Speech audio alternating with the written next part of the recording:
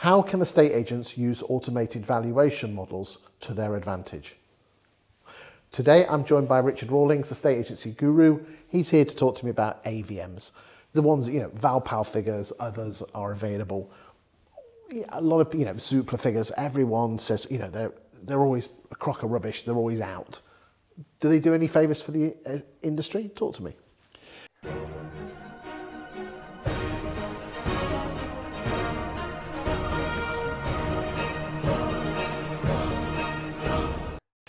Very interesting, that one, Chris. I think they do favours for the industry because they make our advice more realistic, because they are so wide. And as you said, there's Valpal and there's others, and some of them are so wide. A house is worth between 400 and 600,000 pounds.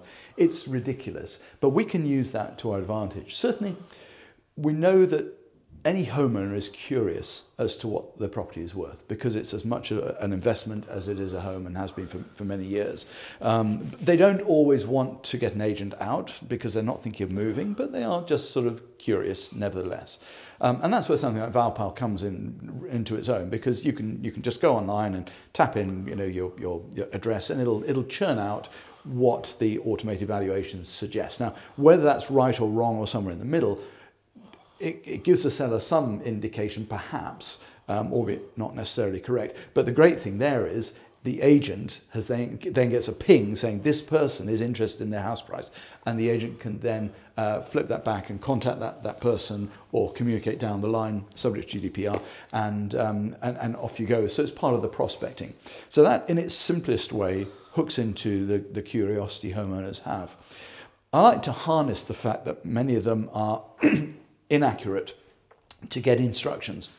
And so, for example, when before going out on an instruction, I would encourage an agent to send a pre-valuation letter, just confirming the appointment and everything, and a photograph of the agent for transparency and everything, and a few little bits and pieces about the agency maybe, or no, not so much USPs, use CBs, unique client benefits that you get from coming to this agency.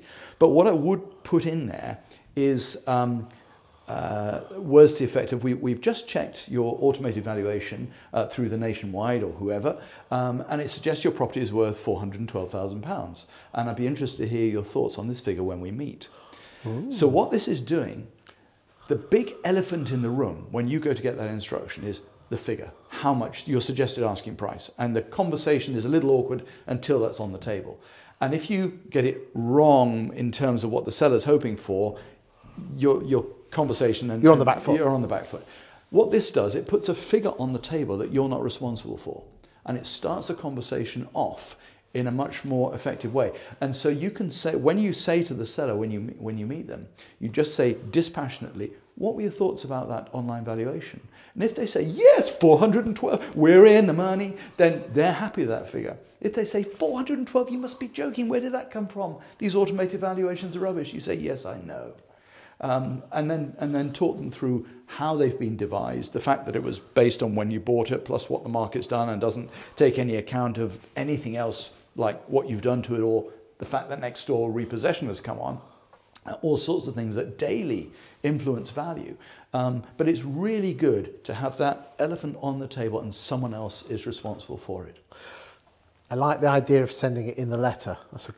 Or when you're on the appraisal, to say, do you know what your automated valuation is? And if they say yes, or that's fine. Or if they say no, you say, well, I pulled off this one this morning, and according to, I use the Nationwide, according to the Nationwide, it says your house is worth this. What are your thoughts? And again, just see which way their eyebrows go. Really, really useful. Thank you for that amazing insight, Richard. Thank you. You're welcome.